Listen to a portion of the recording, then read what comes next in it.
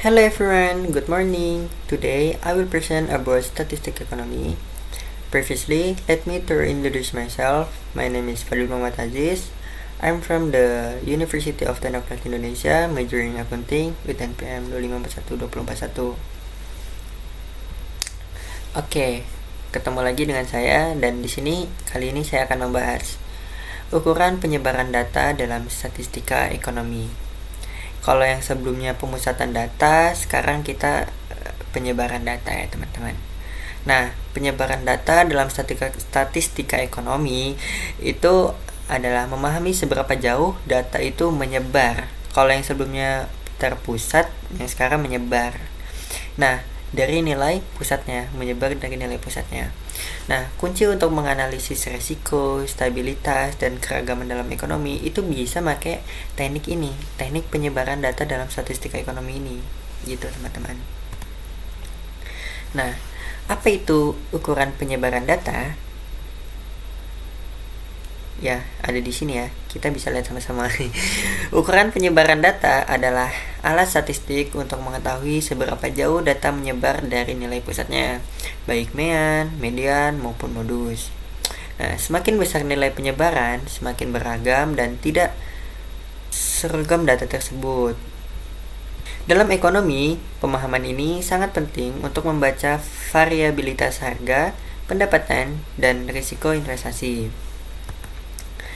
Nah, jenis ukuran penyebaran itu ada berapa sih ya Bang Dil? Nah, ukuran penyebaran data itu terbagi menjadi 5 ukuran penyebaran data. Yang pertama itu jangkauan atau range. Ya, selisih ya, dia itu gap. Selisih antara data terbesar dan data terkecil atau terendah. Lalu yang kedua ada simpangan rata-rata. Nah, simpangan rata-rata ini yang udah rata-rata jarak setiap data terhadap mean gitu. Nah, yang ketiga itu ada variance atau variasi. Nah, variance ini rata-rata kuadrat penyimpangan data terhadap mean. Lalu yang keempat ada simpangan baku atau deviasi. Nah, simpangan baku ini akar dari variance atau yang paling umum digunakan lah ibaratnya. Nah, yang kelima itu jangkauan interkuartil atau IQR. Nah, jangkauan interkuartil ini untuk mengukur penyebaran data bagian tengah ya teman-teman. Oke, yang pertama kita bahas dulu range ya teman-teman. Range gap. Range itu apa ya? Range itu jangkauan ya. Nah, definisi range itu adalah ukuran penyebaran paling sederhana, yaitu dari selisih antara data terbesar dan data terkecil. Rumusnya itu apa? Range sama dengan jumlah maksimal dikurang jumlah minimal. Contoh datanya di situ itu ada data 10, 15, 20, 25, dan 30. Nah, R-nya itu, range-nya itu sama dengan apa? Tadi rumusnya apa? Jumlah maksimal dikurang jumlah minimal. Nah, jumlah maksimalnya berapa? 30 di datanya, dan jumlah minimal di datanya berapa? 10. Jadi 30 dikurang 10 sama dengan 20. Nah, itu berarti rumus dan cara menghitung jangkauan atau range. Nah, kelebihan dan keterbatasan range itu yang pertama, kelebihannya mudah dihitung dan mudah dipahami secara intuitif. Nah, kita ini sangat gampang lah ya memahami ini. Nah, keterbatasannya itu hanya mempertimbangkan 2 titik ekstrem, rentan terhadap outlier. Nah, itu teman-teman. Lalu yang kedua kita bahas simpangan rata-rata atau mean deviation. Nah, simpangan rata-rata itu menghitung rata-rata jarak absolut ya, bukan absolut cinema ya, setiap titik data terhadap mean. Nah, ini memberikan gambaran yang lebih merata dibanding range. Nah, rumusnya itu apa? Simpangan rata-rata sama dengan jumlah nilai setiap data dikurang mean atau rata-ratanya per atau dibagi jumlah data. Gitu teman-teman. Lalu yang ketiga dan yang keempat itu ada variance atau variasi dan simpangan baku. Variance atau yang bisa kita rumusin S kuadrat. Nah, itu logonya lah ya. Nah, rata-rata kuadrat penyimpangan data terhadap mean. Semakin besar variasi, semakin menyebar data. Nah, rumusnya apa? Variance atau S kuadrat tadi sama dengan jumlah nilai setiap data dikurang mean atau rata-rata per kuadrat.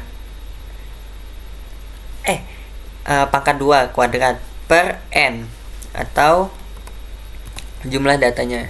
Nah, kalau simpangan baku itu akar kuadrat dari varians. Jadi itu akar kuadratnya ya teman-teman. Satuannya itu sama dengan data asli sehingga lebih mudah diinterpretasikan. Yaitu simpangan baku kan itunya S ya. S sama dengan akar jumlah nilai setiap data dikurang nilai rata-ratanya per kuadrat per n dibagi n atau jumlah datanya.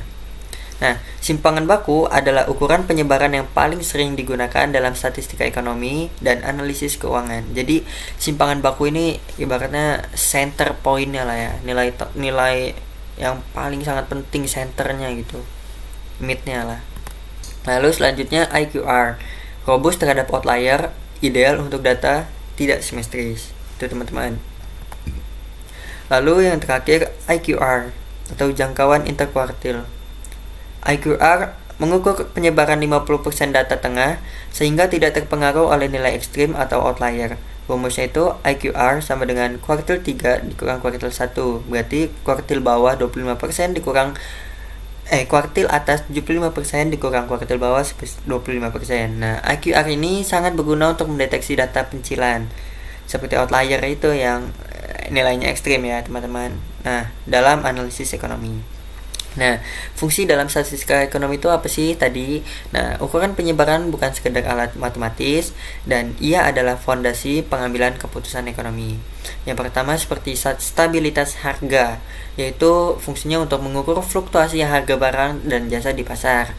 Lalu, ketimpangan pendapatan, membandingkan penyebaran pendapatan antar kelompok masyarakat. Lalu, risiko investasi. Simpangan baku digunakan langsung untuk menilai volatilitas aset. Lalu yang keempat, fluktuasi penjualan, menganalisis stabilitas performa penjualan produk atau bisnis. Lalu perbandingan ukuran penyebaran. Nah, ukurannya itu kayak range, simpangan rata-rata, varians, simpangan baku, dan IQR.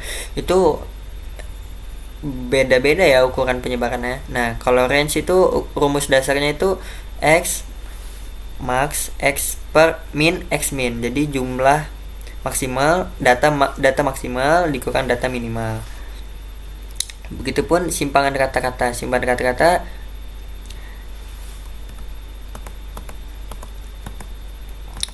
jumlah data nilai setiap data dikurang mean dan per jumlah data. Gitu teman-teman. Nah, yang varians itu jumlah data dikurang nilai setiap data dikurang mean atau rata-ratanya per n atau jumlah data. Nah, kalau yang simpangan baku itu varians, yang ngikutin varians ya. Nah, kalau IQR itu kuartil 3 dikurang kuartil 1. Nah, keunggulan range itu sangat mudah dihitung dan kelebihannya sensitif terhadap outlier. Lalu yang simpangan rata-rata itu kelebihannya mempertimbangkan semua data, tapi kelemahannya jangan digunakan lanjut. Lalu yang varians itu keunggulannya dapat dasar perhitungan lanjutan. Lalu kelemahannya satuan berbeda atau kuadrat. Lalu yang simpangan baku itu keunggulannya satuan sama, interpretasi mudah, dan kelemahannya sensitif terhadap outlier sama seperti range atau jarak tadi. Lalu yang IQR itu keunggulannya itu robust terhadap outlier dan kelemahannya mengabaikan data ekstrim. That's the point. Sekian, itu saja yang dapat saya sampaikan. Mohon maaf bila ada kesalahan. Thank you for your attention. Saya akhiri. Wassalamualaikum warahmatullahi wabarakatuh. Thank you guys. Bye-bye.